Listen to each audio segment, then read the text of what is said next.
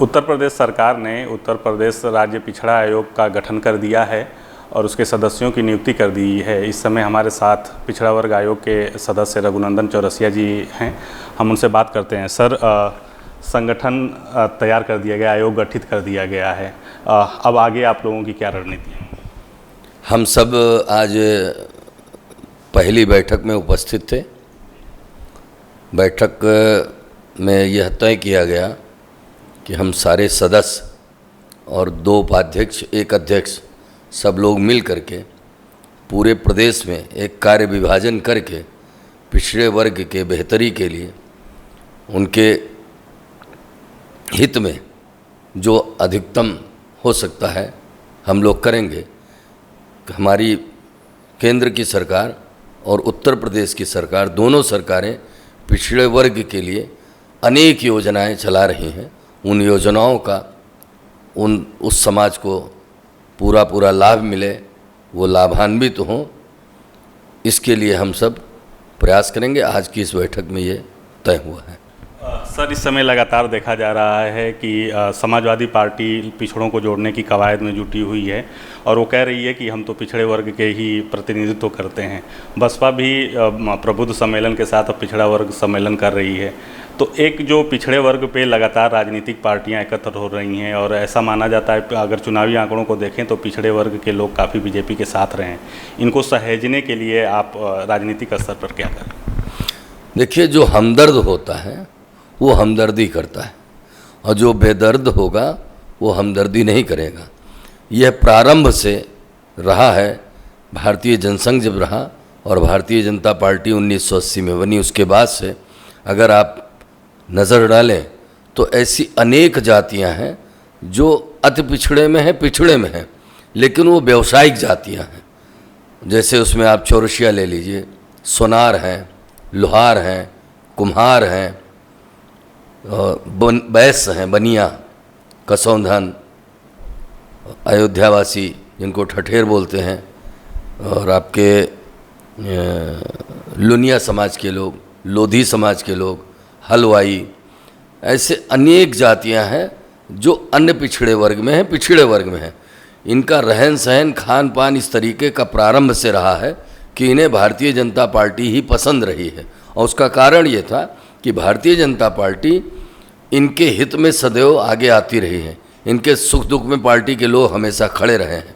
और इनका जो कोई छोटी छोटी जातियां हैं, शांत प्रिय जातियां हैं, इनका कोई सामाजिक किसी से टकराव नहीं है, तो ये सुख शांति पसंद करते हैं, धार्मिक प्रवृत्ति के लोग हैं। तो उनका जो वैचारिक तालमेल है वो सबसे अधिक भारतीय जनता पार्टी से मेल खाता रहा है और आगे भी मेल खाता रहेगा। इसलिए स्वयं भारतीय जनता पार्टी की तरफ आकर्षित रहते हैं और भारतीय जनता पार्टी के लोग इनके प्रति हमेशा समर्पित रहते हैं।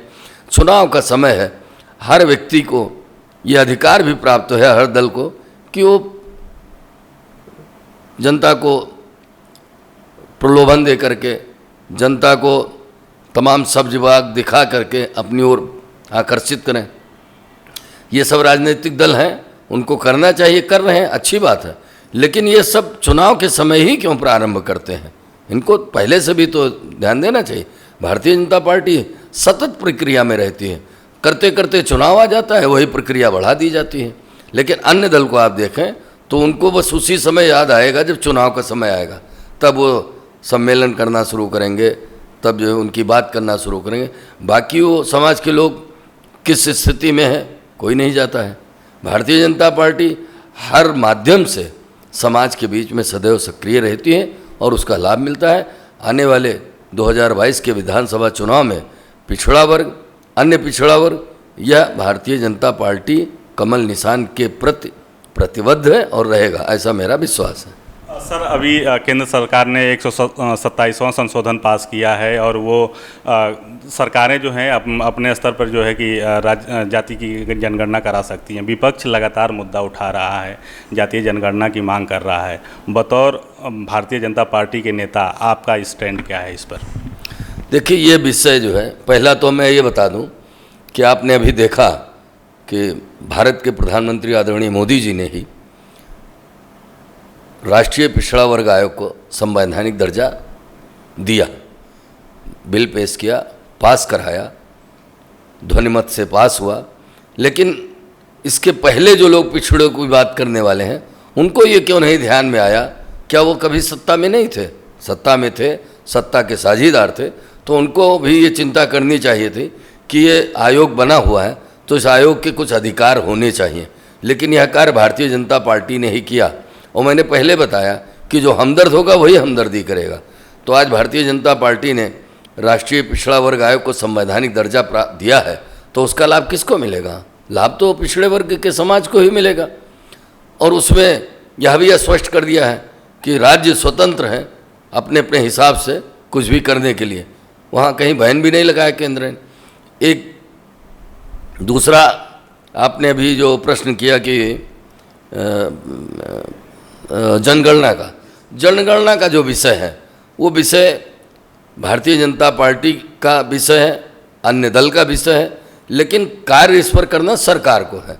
तो सरकार के स्तर पर आप देख रहे हैं कि कहीं से भी कोई एक ऐसी योजना रचना भारतीय जनता पार्टी की सरकार की नहीं है जिसमें किसी का अहित हो या किसी की अनदेखी हो, किसी के साथ सौतेला व्यवहार हो, ऐसा कुछ नहीं है।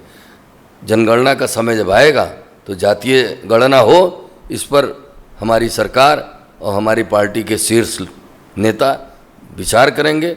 जो भी उचित होगा वो होगा। सर, जातीय जनगणना की बात इसलिए भी क्योंकि आपके सहयोगी दल भी लगातार दबाव बना रहे हैं, तो कुछ बातचीत चल रही होगी कि क्या आगे की रणनीति होगी इस पर, क्योंकि बीजेपी की तरफ से अभी भी कोई भी स्टैंड क्लियर नहीं हो रहा है, इसलिए ये सवाल उठ रहा है। देखिए, भारतीय जनता पार्टी केंद्र की सत्ता में है, पूर्ण बहुमत से है।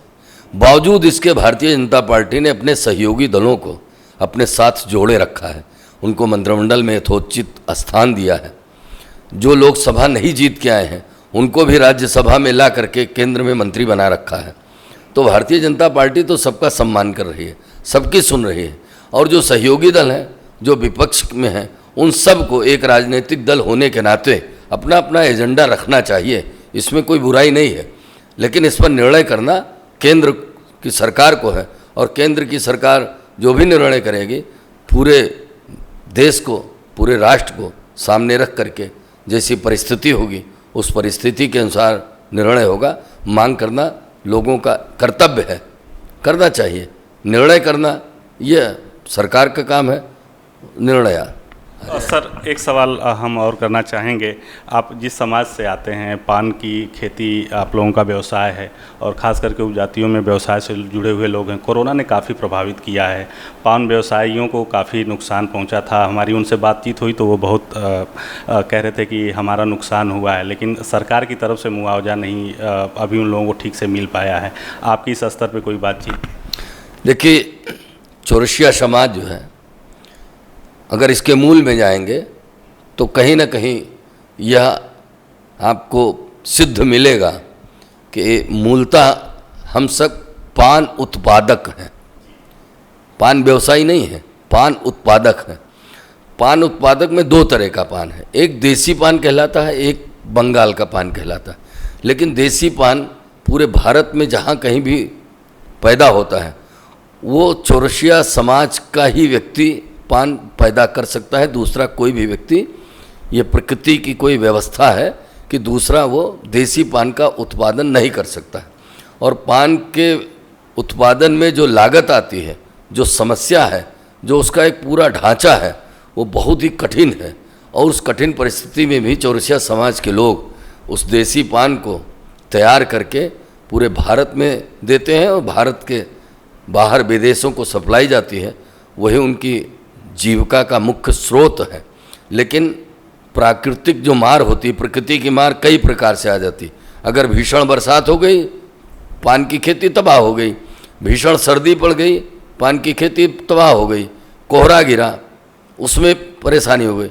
कुछ लोग ईर्ष्यालु हैं, शत्रु व्यवहार रखने वाले हैं, ऐसे लोग पान में की भीट में आग लगा देते हैं। लेकिन इस सब के बावजूद पान किसान अपनी मेहनत से, अपनी तपस्या से पान की खेती को बरकरार रखे हैं। लेकिन इसमें सरकार ध्यान दे रही है, पहले से भी ध्यान दे रही है, और हमारी सरकार तो विशेष रूप से ध्यान दे रही। उद्यान विभाग एक है, उसके माध्यम से पान किसानों का जो रजिस्ट्रेशन हो रहा है उनको तमाम प्रकार की सुविधाएं दी जा रही हैं, ऋण भी दिए जा रहे हैं। और पहले सिंचाई का जो प्राकृतिक एक साधन था, ये मिट्टी का बहुत बड़ा लोटा कंधे पर रख करके पानी छोड़ा जाता था, अब आधुनिक व्यवस्था हो गई है, पंप आ गया है, मशीन आ गई है, उसके माध्यम से पानी का छिड़काव होता है। तो पान किसान को कहीं ना कहीं ये व्यवस्था दी जा रही है। दूसरा, एक पान किसान की समस्या समाप्त हुई। पहले पान बेचने जब जाते थे तो उनको टैक्स पड़ता था, अब ऐसा कुछ नहीं है। पान किसान कहीं भी ले जाते हैं, इधर के लोग ज़्यादातर बनारस ले जाते हैं, अब ज़्यादा बनारस जाता है, लखनऊ आता है, कानपुर है, फैज़ाबाद है, तमाम क्षेत्रों में मंडी है, पान की मंडी, वहाँ लोग अपना पान किसान ले जाते हैं और अपना पान बेचते हैं। लेकिन पान किसानों की एक मांग है और उस मांग से मैं भी सहमत रहा हूँ, इसलिए कि मैं चौरसिया महासभा का बहुत पहले से प्रदेश अध्यक्ष रहा। इस समय मैं अखिल भारतीय आदर्श चौरसिया महासभा का राष्ट्रीय उपाध्यक्ष हूँ। इस नाते भी मैं लगातार सरकारों से मांग करता रहा कि जैसे अन्य निगम बने हैं, इस तरीके से पान विकास निगम भी बनना चाहिए और पान की खेती को कृषि का दर्जा मिलना चाहिए। ये हम लोगों की हमेशा मांग रही है और आज भी ये मांग चल रही है और इस पर मध्य प्रदेश की सरकार ने काम भी किया है। उनके यहाँ पान विकास निगम की स्थापना संभवतः हो चुकी है। यहाँ भी पान किसानों की निरंतर मांग है कि उत्तर प्रदेश में पान विकास निगम की स्थापना की जाए, जिससे पान किसानों को और पान की कृषि को हम आधुनिक तरीके से और विकसित कर सकें, जिससे तमाम लोगों को रोज़गार मिलेगा और पान किसान सुख शांति से अपने जीवन को अच्छे से निभा सकें। एक सवाल आप और है कि आप काफ़ी वरिष्ठ हैं और यूपी की सियासत को बहुत दिनों से देख रहे हैं।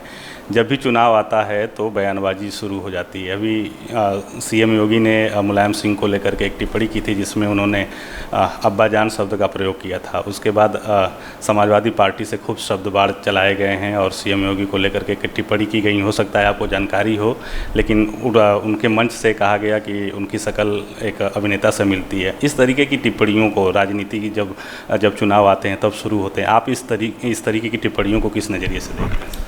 देखिए, सच तो है कि मैंने नहीं सुना। मैंने इस तरीके का ना अखबार में कोई बयान देखा है, ना मैंने किसी भी टीवी चैनल के माध्यम से सुना है। और जहाँ तक हमारे माननीय मुख्यमंत्री जी हैं, सब लोग जानते हैं कि वो योगी हैं और योगी वो होता है जो ब्रह्मचर्य का पालन करता है। तो वो ब्रह्मचर्य का पालन कर रहे हैं, योगी हैं, संत हैं और संत के साथ साथ वो श्री महंत भी हैं। बहुत बड़ी गोरक्ष पीठ है उसके, वो पीठाधीश्वर हैं, मर्यादा में रहने वाले हैं। तो अगर उन्होंने कहीं कोई बात कही होगी तो बहुत लोग परिस्थिति जन्य कुछ बोलते हैं, उसको लोग बढ़ा चढ़ा करके या उसमें तर्क वितर्क का मसाला लपेट करके कह जाते होंगे। लेकिन माननीय मुख्यमंत्री जी पूज्य योगी आदित्यनाथ जी के मुख से ऐसा कोई भी शब्द नहीं निकलेगा जो अमर्यादित होगा, यह मेरा विश्वास है। समाजवादी पार्टी का एक सहयोगी दल है महान दल, उसके राष्ट्रीय अध्यक्ष हैं केशव देव मौर्य।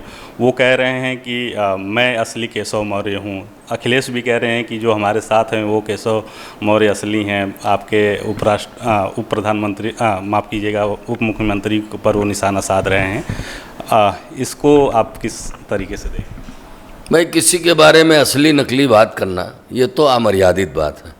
असली नकली उसका माँ बाप है। और जहाँ तक कि राजनीतिक समीकरण साधने की है, वोटों को साधने की है, जातीय स्तर पर गोलबंदी की बात है, तो ये तो उस समाज तय करेगा कि हमारा असली नेता कौन है। ऐसे आदरणीय केशव मौर्य जी हैं, तो उनका मौर्य समाज ये तय करेगा कि मेरा नेता कौन है। अब आप इससे अनुमान लगा लीजिए कि स्वामी प्रसाद जी मौर्य बड़े नेता हैं, बसपा में थे, लेकिन उन्होंने भारतीय जनता पार्टी परिवार में अपने को समर्पित क्यों किया? उनको ये लगा कि हमारा मौर्य समाज अब भारतीय जनता पार्टी के साथ ही रहने वाला है।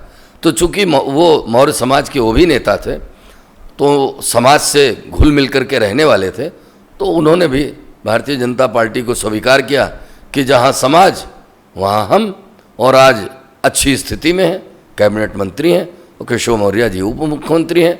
हमारी समझ से तमाम मौर्य समाज के लोग हमारे मित्र हैं, हमारे कार्यकर्ता हैं मैं सबसे मिलता हूँ, बातचीत करता हूँ, कहीं से नहीं लगता है कि मौर्य समाज किसी दूसरे दल के साथ जाएगा। व्यक्ति जाते रहेंगे, हर दल में हर जाति के कार्यकर्ता मिलेंगे, लेकिन समाज उसके साथ रहता है जो समाज हित में काम करता है, जो समाज का गौरव होता है। और आदरणीय केशव मौर्य जी समाज के गौरव हैं, तो मौर्य समाज स्वाभाविक तौर पर केशव मौर्य जी के साथ रहेगा, भाजपा के साथ रहेगा। तो हमसे बात करने के लिए धन्यवाद सर। तो ये थे पिछड़ा वर्ग आयोग के सदस्य रघुनंदन चौरसिया जी, जिनका साफ कहना है कि पिछड़ा वर्ग आयोग को लेकर के पिछली सरकारों ने कुछ भी नहीं किया है। पिछड़े समाज को की भलाई के लिए पिछली सरकारों ने कुछ नहीं किया है। जो भी किया है वो भारतीय जनता पार्टी ने किया है, और इस समय जो भी विपक्ष कवायदे कर रहा है उनकी सारी कवायदें फेल होंगी। कैमरामैन बाबूलाल के साथ सुशील कुमार, भारत खबर, लखनऊ।